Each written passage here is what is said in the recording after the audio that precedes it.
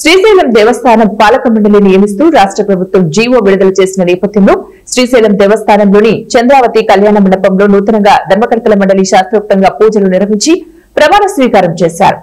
ఈ ప్రమాణ స్వీకారానికి ఏపీ ఆరోగ్య శాఖ మంత్రి సత్యకుమార్ హాజరయ్యారు. ముందుగా పాలక మండలి చైర్మన్ పోతుగుంట రమేష్ నాయుడుతో దేవస్థానం అసిస్టెంట్ కమిషనర్ చంద్రశేఖర్ రెడ్డి ప్రమాణ స్వీకారం చేయించారు. అనంతరం పాలక మండలి సభ్యులుగా మిగతా వారంతా ప్రమాణ స్వీకారం చేశారు.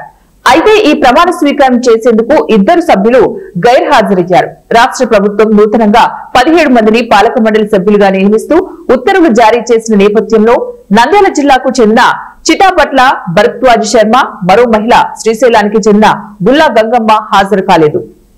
శ్రీశైలం శ్రీ రమరాంబిక మల్లికార్జున స్వామి దేవస్థానం నూతన పాలక మండలి ప్రమాణ స్వీకారం ఈరోజు నాతో పాటు ఆ బోర్డు సభ్యులు ప్రత్యేక ఆహ్వానితులు అందరూ కూడా ప్రమాణ స్వీకారం చేశారు.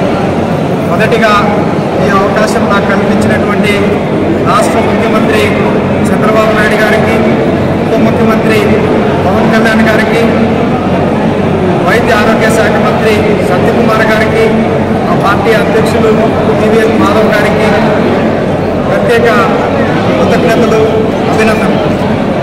నాపై ఎంతో నమ్మకంతో ఈ బాధ్యతను అప్పగించిన నా బోర్డు సభ్యులందరికీ కూడా మరొకసారి ప్రత్యేక కృతజ్ఞతలు, అభినందనలు. సనాతన ధర్మాన్ని అనుసరిస్తూ ఈ దేవస్థాన నియమ నిబంధనలు పాటిస్తూ